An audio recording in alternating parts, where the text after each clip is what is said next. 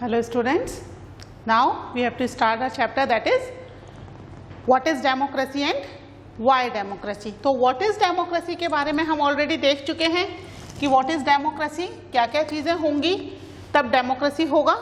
अब why democracy हम देख रहे थे कि democracy ही क्यों, why not any another form of government. ठीक है, तो इसमें हम क्या पढ़ रहे हैं अभी,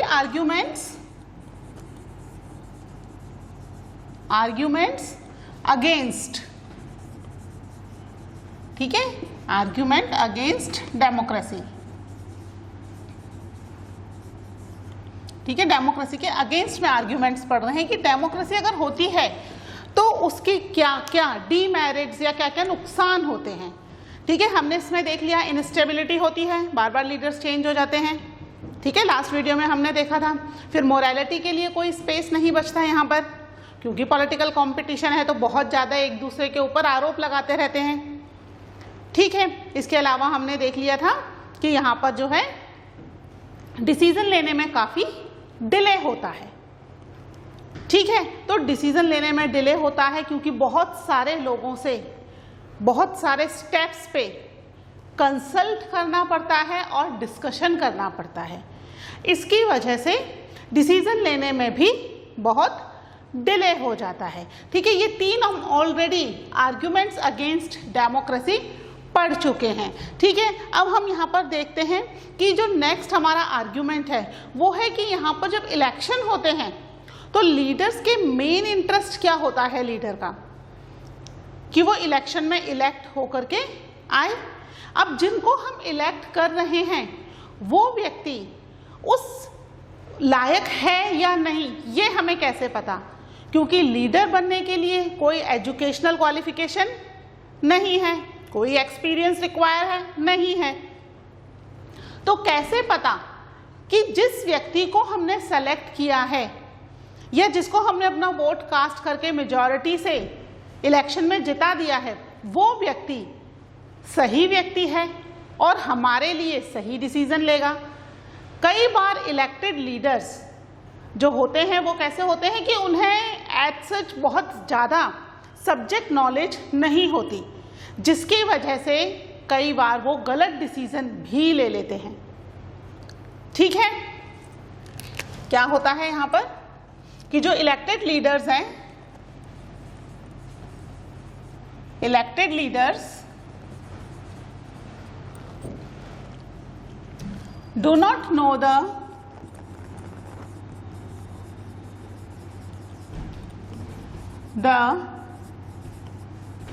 best interest, ठीक है, do not know the best interest of the people, जिसकी वजह से क्या होता है, it leads to bad decision. ठीक है, क्योंकि लीडर्स जिनको हम चुन रहे हैं एज सच उनके लिए कोई क्वालिफिकेशन या कोई एक्सपीरियंस यहाँ पर लीडर बनने के लिए फिक्स नहीं है. तो कोई भी व्यक्ति जो फेमस हो, जिसको लोग जानते हो, लोग पसंद करते हो, वो व्यक्ति लीडर बन सकता है. इसका मतलब ये नहीं कि उसको सब्जेक्ट नॉलेज भी होगी कि पॉलिटिक्स में क्या करना है और क्या नहीं करना है. तो इसकी वजह से कई बार क्या हो जाते हैं, जो लीडर्स हैं वो गलत डिसीजन भी ले लेते हैं डेमोक्रेसी में, क्योंकि डेमोक्रेसी बेसिकली क्या है, जो पॉपुलर है उसको ही लोग वोट देंगे, है ना, जिसके टर्म्स अच्छे हैं. अब उसको काम की नॉलेज है या नहीं है ये तो हम चेक नहीं कर सकते. अगर इसको चेक करने का कोई क्राइटेरिया होता तो वो भी कोई क्राइटेरिया नहीं है, यानी किसको लीडर बनाना है किसको नहीं बनाना है, इलेक्टेड लीडर्स के लिए कोई फिक्स क्राइटेरिया नहीं है. क्राइटेरिया बस यही है कि वो व्यक्ति फेमस हो और इलेक्शन में जीत जाए. ठीक है, तो इसकी वजह से कई बार गलत डिसीजंस भी ले लिए जाते हैं. इसके अलावा इलेक्शन में बहुत ज़्यादा कंपटीशन भी होता है, जिसकी वजह से करप्शन हो जाता है. हमने देखा था ना, पीआरआई पार्टी क्या कर रही है इलेक्शन जीतने के लिए, जो गलत तरीके हैं वो कंटिन्यूस यूज कर रही है, डर्टी ट्रिक्स यूज कर रही है, जिसकी वजह से कंट्री में डेमोक्रेसी प्रॉपरली नहीं रन कर पा रही। ठीक है, तो कई बार डेमोक्रेसी में पॉलिटिकल कंपटीशन इतना बढ़ जाता है कि हमारे leaders they start using the bad tricks, dirty tricks, जिसकी वजह से करप्शन कंटिन्यूस बढ़ता चला जाता है। तो कई बार डेमोक्रेसी में करप्शन भी बढ़ जाता है। हम इंडिया की ही एग्जाम्पल ले लें, इंडिया में करप्शन है, हर स्टेज में, हर डिपार्टमेंट में करप्शन है। तो ये करप्शन क्यों है? क्योंकि हर व्यक्ति को एक दूसरे से आगे आना है, और आगे आने की इस जल्दबाजी के चक्कर में वो लोग गलत डिसीजन ले रहे हैं, गलत तरीके अपना रहे हैं, और गलत तरीके अपनाना ही क्या है? That is corruption. ठीक है, तो डेमोक्रेसी कई बार करप्शन को भी बढ़ावा देता है। डेमोक्रेसी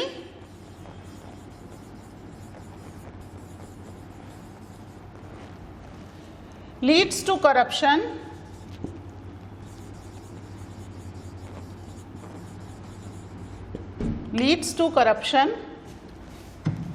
for it is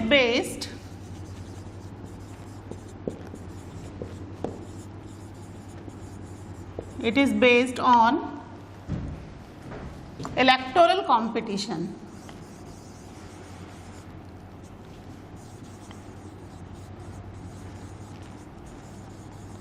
ठीक है, इलेक्टोरल कंपटीशन पर होने की वजह से कई बार ये क्या कर रहा है?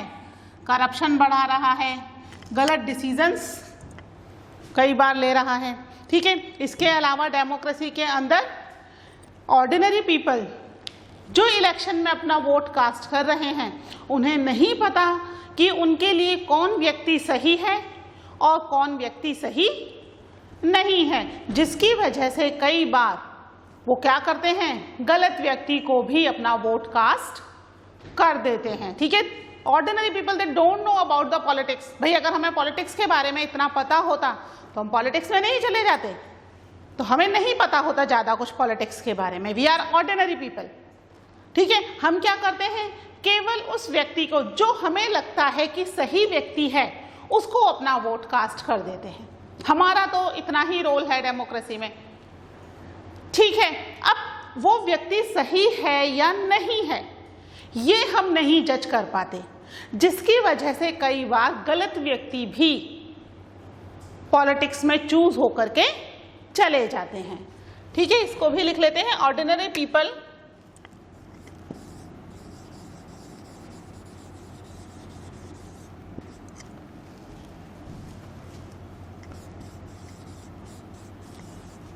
don't know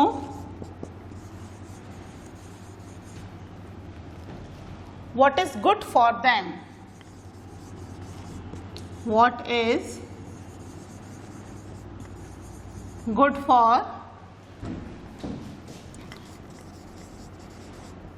them।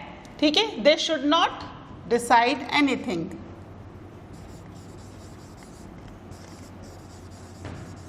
They should not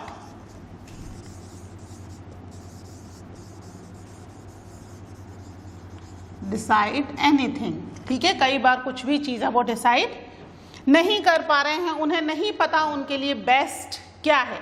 ठीक है, व्हाट इज गुड, क्या चीज़ उनके लिए सही है, वो नहीं पता ऑर्डिनरी पीपल को। अगर पता हो तो ऑर्डिनरी पीपल ही नहीं कर ले रूल। क्यों गवर्नमेंट की जरूरत पड़े?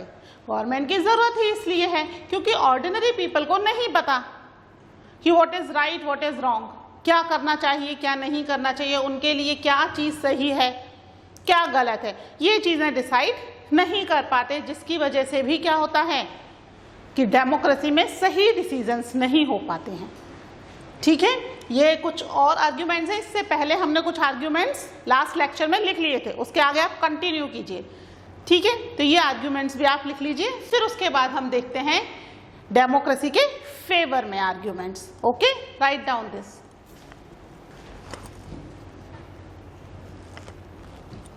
ठीक है, इसको रब कर दूं, आप पॉज करके पॉइंट्स लिख लिया कीजिए। ठीक है, अब हम देखेंगे कि डेमोक्रेसी में इतने ज़्यादा प्रॉब्लम होने के बावजूद भी अभी तक की सबसे अच्छी फॉर्म ऑफ गवर्नमेंट डेमोक्रेसी ही है। तो वो क्यों है? Argument for democracy. ठीक है, इतनी ज्यादा हमने कमियां देखी, डिसीजन में डिले हो रहा है, करप्शन हो रहा है, इनस्टेबिलिटी है, बैड डिसीजन ले रहे हैं। ठीक है, इतना सब कुछ होने के बावजूद भी क्या है? डेमोक्रेसी ही अभी तक सबसे बेस्ट गवर्नमेंट है। तो उसके पीछे रीजन क्या है? Why this is the best government? क्यों डेमोक्रेसी ही अधिकतर कंट्रीज अपने यहाँ पर एप्लीकेबल कर रही हैं, और जो कंट्री डेमोक्रेटिक नहीं है वहां पर लोगों को उतने ज्यादा राइट्स और उतनी फैसिलिटीज नहीं हैं। ठीक है, तो हम इसका एक एग्जाम्पल लेते हैं। एग्जाम्पल से शुरू करते हैं कि जो डेमोक्रेसी है बेस्ट फॉर्म ऑफ गवर्नमेंट इसलिए है क्योंकि it's an accountable form of government. Accountable का मतलब आंसरेबल। ठीक है, यानी जो भी कर रही है चाहे वो गलत है या सही है, इसके लिए डेमोक्रेसी लोगों के लिए जवाबदेह है। लोगों को आंसर करना पड़ेगा कि ये गलत किया है तो क्यों किया है, सही किया है तो क्यों किया है। बेशक उसको तारीफ नहीं मिलेगी, लेकिन गलत चीज पर हमेशा क्रिटिसिज्म तो मिलेगा ही मिलेगा गवर्नमेंट को। ठीक है, ये एक डेमोक्रेसी की स्पेशलिटी है कि अगर डेमोक्रेसी में कोई भी गलत काम किया तो क्या होगा? गवर्नमेंट की क्रिटिसिज्म होना तो कंपलसरी है। इसके लिए कभी भी लोग उन्हें नहीं छोड़ते। अंडरस्टूड? तो डेमोक्रेसी के अंदर गवर्नमेंट को आंसर करना पड़ता है। जो भी रूल्स रेगुलेशंस बना रहे हैं या कंट्री में जो भी काम हो रहा है, चाहे वो किसी डिजास्टर में हेल्प करने से रिलेटेड हो या कोई डेवलपमेंट से रिलेटेड हो, किसी भी तरह का काम होगा तो उसमें डेमोक्रेसी को क्या करना पड़ता है? आंसरेबल करना पड़ता है। ठीक है, तो ये सबसे पहला आर्ग्यूमेंट है। फिर इसके बारे में हम इसकी स्टोरी भी देखते हैं। ठीक है, a democratic government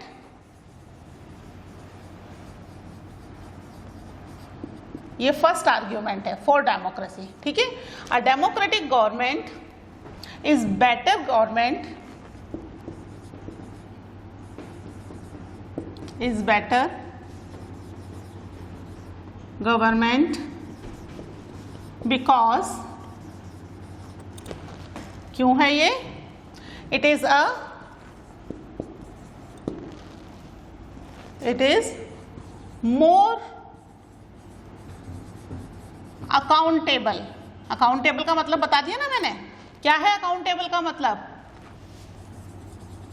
accountable form of government.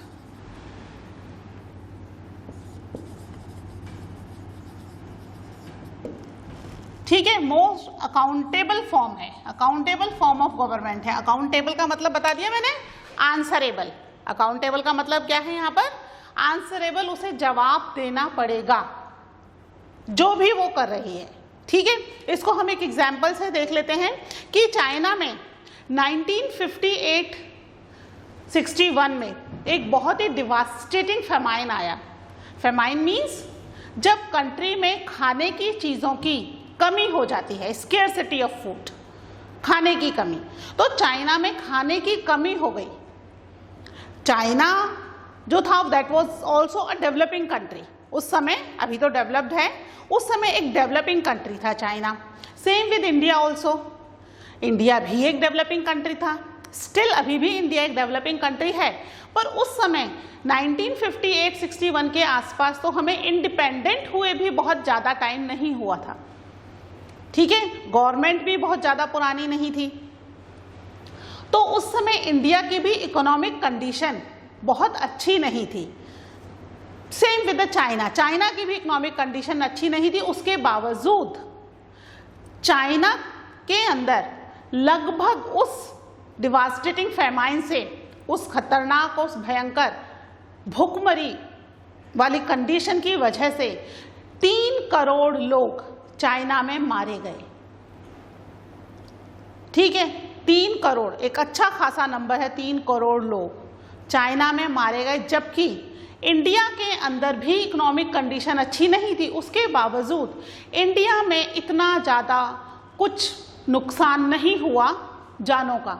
ठीक है, इतने कोई लोग मारे नहीं गए इंडिया ने, क्योंकि इंडिया एक डेमोक्रेटिक कंट्री थी and it is also accountable form of government, तो उसे लोगों को जवाब देना पड़ता अगर इतने लोग मारे जाते। ऑपोजिशन क्वेश्चन पूछती, ठीक है, लोग प्रोटेस्ट करते, डेमोन्स्ट्रेशन करते। लेकिन चाइना में ऐसा कुछ भी नहीं था, वहां की गवर्नमेंट को कोई चिंता नहीं थी। 3 करोड़ लोग मारे जा रहे हैं तो ठीक है, कंट्री की पॉपुलेशन कम हो जाएगी। क्यों चिंता नहीं है? क्योंकि वहां क्या है, 1 पार्टी रूल है, ऑपोजिशन है ही नहीं। कौन क्वेश्चन रेज करेगा? लोगों को प्रोटेस्ट करने का, डेमोन्स्ट्रेशन करने का, रैली निकालने का राइट ही नहीं है, ये सब इलीगल है। तो गवर्नमेंट से क्वेश्चन पूछना वहां पर अलाउड ही नहीं है चाइना के अंदर। इस वजह से चाइनीज गवर्नमेंट को एज सच कोई चिंता नहीं थी कि इतने लोग मारे जा रहे हैं तो उसको कुछ नुकसान होगा, कोई नुकसान नहीं होगा। डेमोक्रेसी नहीं है वहां, इसलिए इंडिया में वहीं पर डेमोक्रेसी है।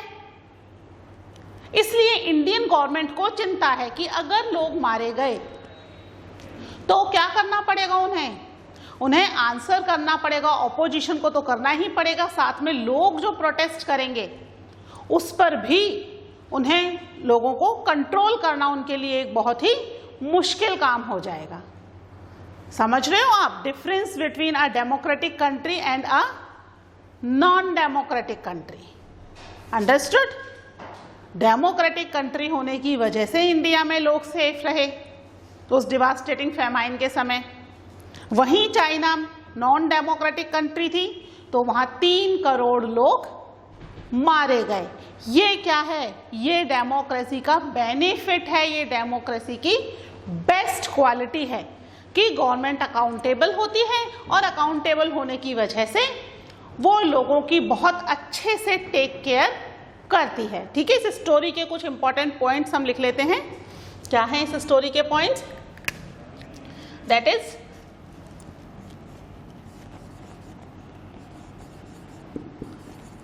China's famine of 1958-61 was the worst recorded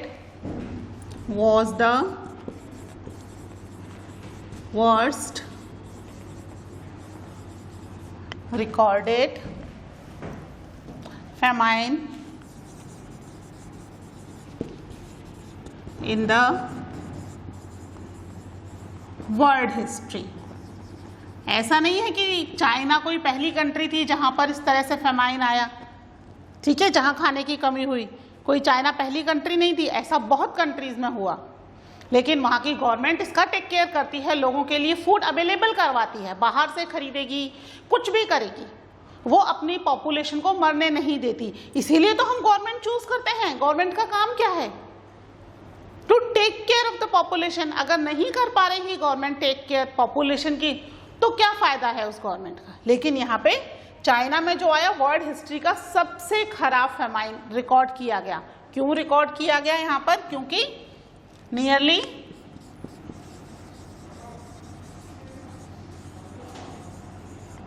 3 crore people died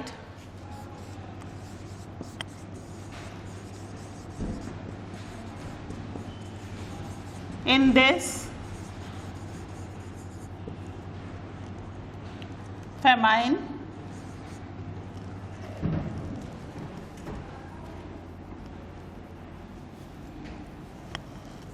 ठीक है, जबकि इंडिया में no large scale famine has been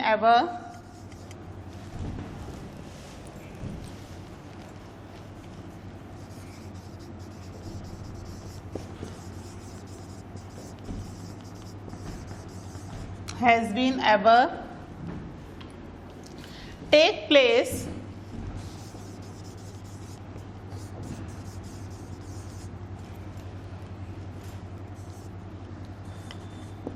in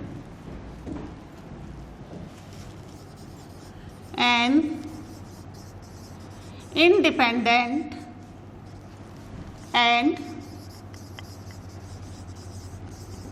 democratic country. क्यों नहीं होता? इतना लार्ज स्केल का फैमाइन कभी भी किसी इंडिपेंडेंट और डेमोक्रेटिक कंट्री में नहीं आया जिस तरह का चाइना में आया। Nearly 3 crore people died. ठीक है, ऐसा क्यों हुआ? Because China was not a democratic country. China is a non democratic country. वहां कम्युनिस्ट फॉर्म ऑफ गवर्नमेंट थी तब भी। ठीक है, अभी भी वही है। ओके, लेकिन कोई भी इंडिपेंडेंट और डेमोक्रेटिक कंट्री है आज तक पूरे वर्ल्ड में, वहां कभी भी फैमाइन में इतने लोग नहीं मारे गए।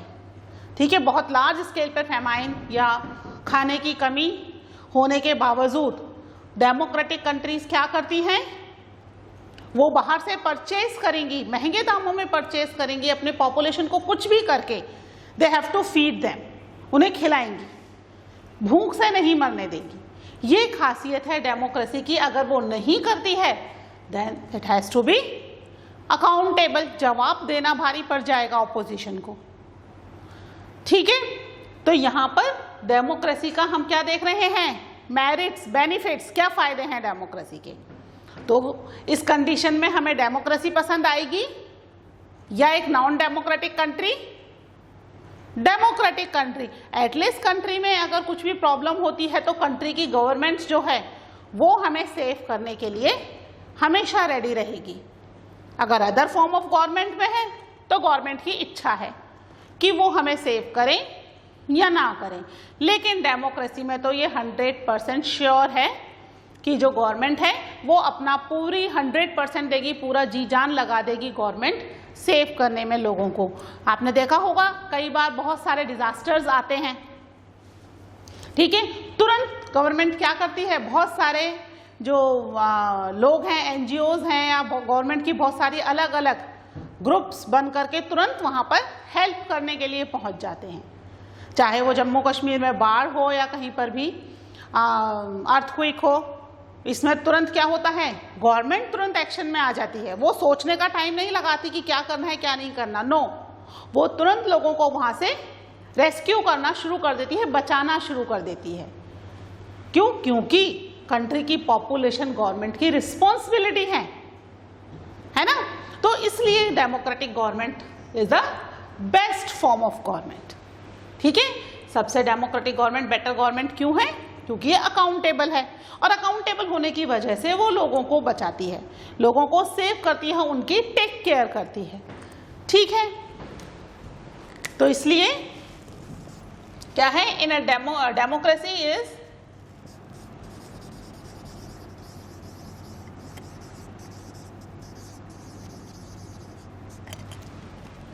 Better form of government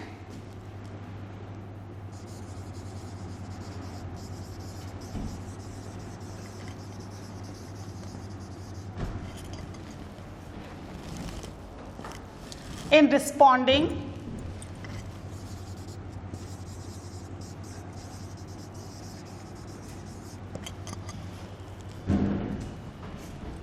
to the needs of the people.